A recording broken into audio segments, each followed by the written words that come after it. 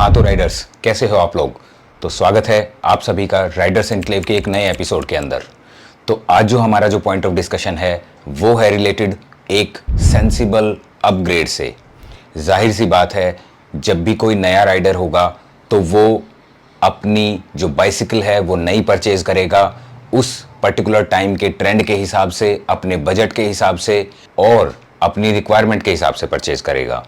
लेकिन दूसरी तरफ एक ऐसा राइडर जो कि ऑलरेडी एक बाइक को यूज कर रहा है, तो ये जो एपिसोड है ये उसी राइडर के लिए है जो कि ऑलरेडी एक अपनी बाइक यूज कर रहा है और उसे अपनी बाइक को अपग्रेड करना है एक पर्टिकुलर टाइम पीरियड के बाद। तो आज इस एपिसोड में हम ये डिस्कस करेंगे कि कौन सा ऐसा सेंसिबल तरीका है, कौन से ऐसे सही तरीके हैं जिनको अपना के हम जो हमारी बाइक है उसे अपग्रेड कर सकते हैं। अगर हम इन पर्टिकुलर मेथड्स को या इन पॉइंट्स को अगर हम फॉलो करते हैं तो हमारे लिए हर तरीके से हमारा टाइम भी सेव होगा और हमारा मनी भी सेव होगा, और आने वाले टाइम के अंदर जब हम उस पर्टिकुलर बाइक को यूज़ करेंगे तो हमारी जो एफिशिएंसी है वो भी सही तरीके से निकल के आएगी कंफर्ट के साथ। तो चलिए इसी नोट के साथ आज का जो एपिसोड है वो हम स्टार्ट करते हैं कि हम किस तरीके से एक सेंसिबल तरीके से हम अपनी बाइक को अपग्रेड कर सकते हैं। Let's go.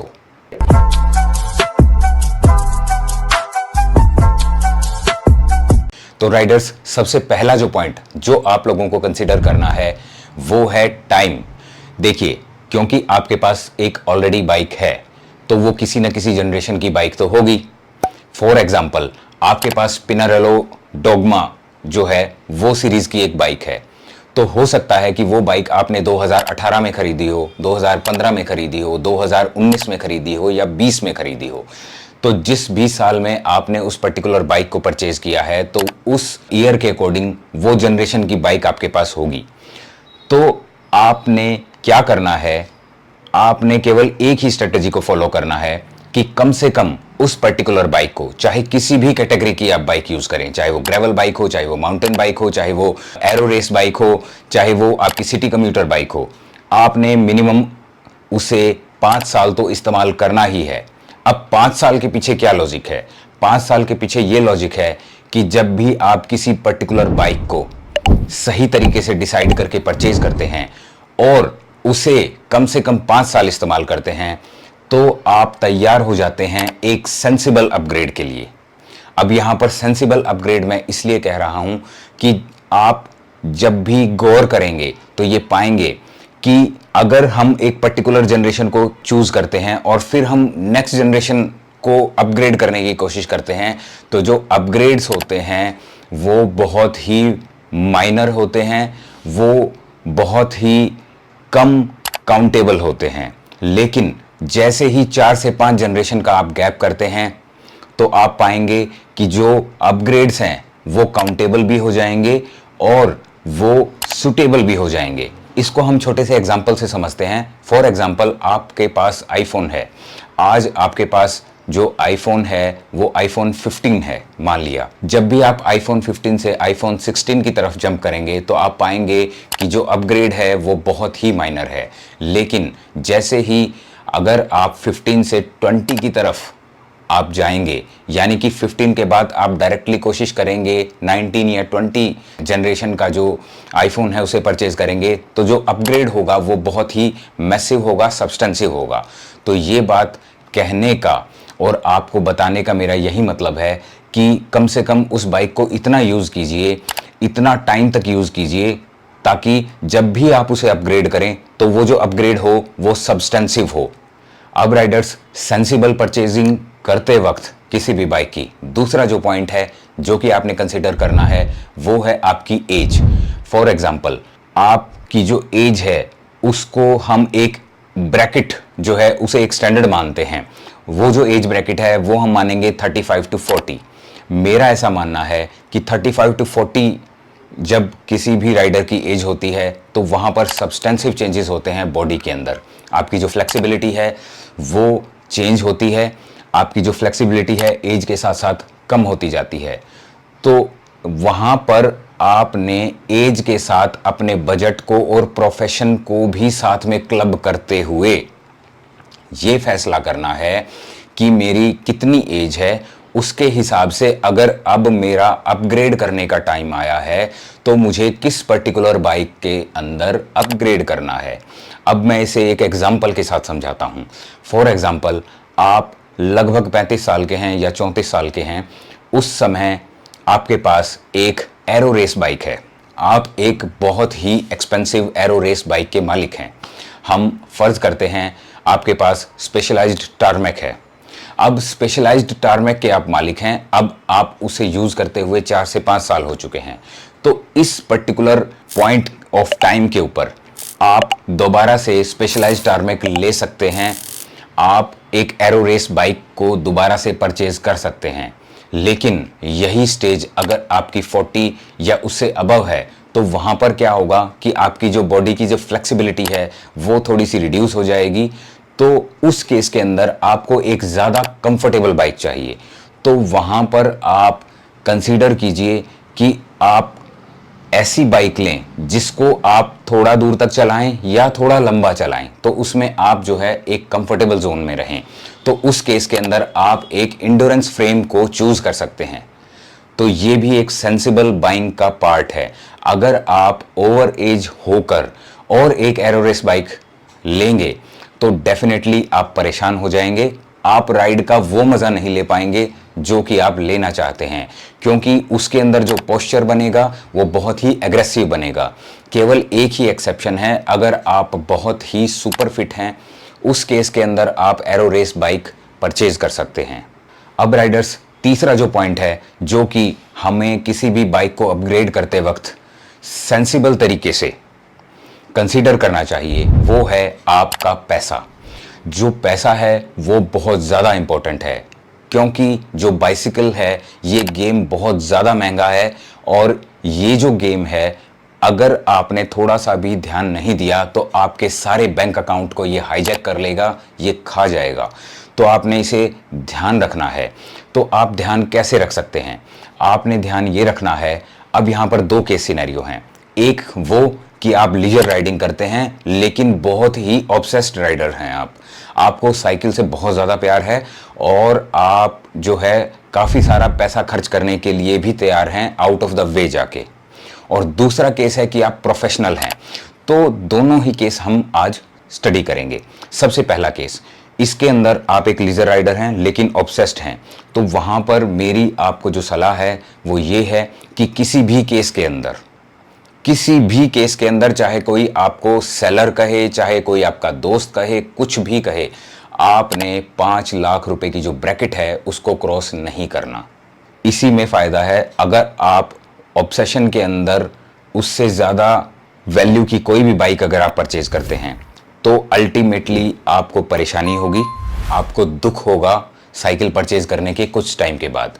तो आपने इस चीज़ का ध्यान रखना है कि ओवर एंथुजियास्टिक होके एक्सेसिवली आपने पैसा खर्च नहीं करना। अल्टीमेटली जो आपकी सेविंग है उसके अंदर से जो है जो अमाउंट है वो डिक्रीज होगी और लॉन्ग टर्म के अंदर आपको नुकसान होगा। अब बात करते हैं दूसरे केस की, जहां आप एक प्रोफेशनल हैं। देखिए, क्योंकि आप प्रोफेशनल हैं तो आप कितना भी पैसा उसके अंदर खर्च कर सकते हैं। क्योंकि जो आपकी लाइवलीहुड है वो इसी पे डिपेंड करती है। तो आपको ये ध्यान रखना है कि ओवर ऑब्सेशन के अंदर ओवर एक्सपेंडिचर नहीं करना है। तो ये भी एक सेंसिबल तरीका है बाइक को अपग्रेड करने का। अब राइडर्स, जो 4th इंपॉर्टेंट पॉइंट है वो है आपका प्रोफेशन। जैसा कि मैं 3rd पॉइंट के अंदर भी आपको बता चुका हूं, अगर आप प्रोफेशनली बाइक राइड करते हैं तो उस केस के अंदर आपको हर चीज़ का पता है, आप वेल ट्रेंड हैं, वेल मेंटेन्ड हैं, आप सुपर फिट हैं। आप उस केस के अंदर अपनी हिसाब से बाइक भी परचेज कर सकते हैं, अपने हिसाब से बजट को भी मेंटेन कर सकते हैं और आपको अच्छी तरह पता है कि आपको किस तरीके से डिसिप्लिन में रहना है। लेकिन अगर आप लीजर राइडर हैं तो मैंने जिन पॉइंट्स को आपको बताया है तो उनको आपको कंसीडर करना है और उनको कंसीडर करने के बाद ही एक सेंसिबल तरीके से आपने बाइक को अपग्रेड करना है।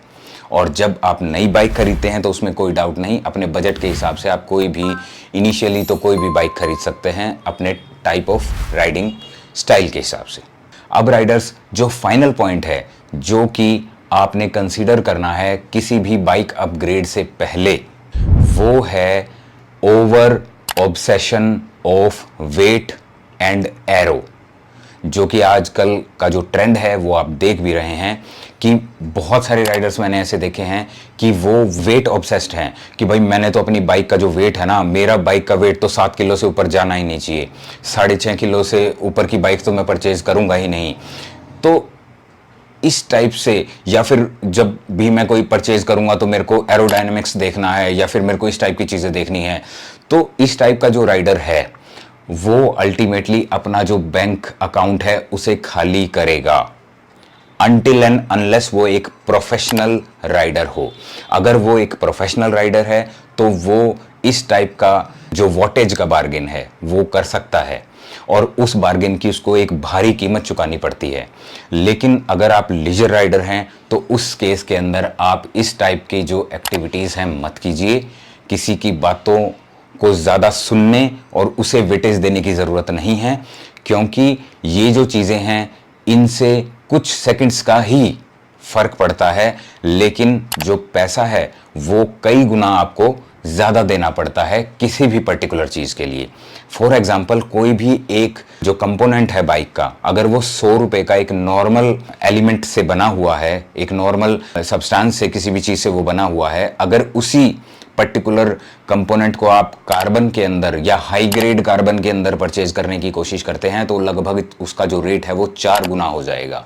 तो आपको इन बातों का ध्यान रखना है कि अपनी जो पैसा है उसे 4 गुना लगाने की बजाय उसे सेंसिबल तरीके से आप इन्वेस्ट करें और अपनी सेहत का ध्यान रखें। इसके अलावा राइडर्स, मैं आपको एक एग्जांपल भी देके बताना चाहूँगा कि जो वेट है उस केस के अंदर तो जो राइडर है वो एल्यूमिनियम अलॉय के जो कंपोनेंट्स हैं या जो फ्रेम है उनको छोड़ के कार्बन की तरफ जाता है, और एरो गेन के लिए जो है राइडर जो है वो एरोडायनामिकली ऑप्टिमाइज्ड जो कंपोनेंट्स हैं उन्हें परचेज करने की कोशिश करता है।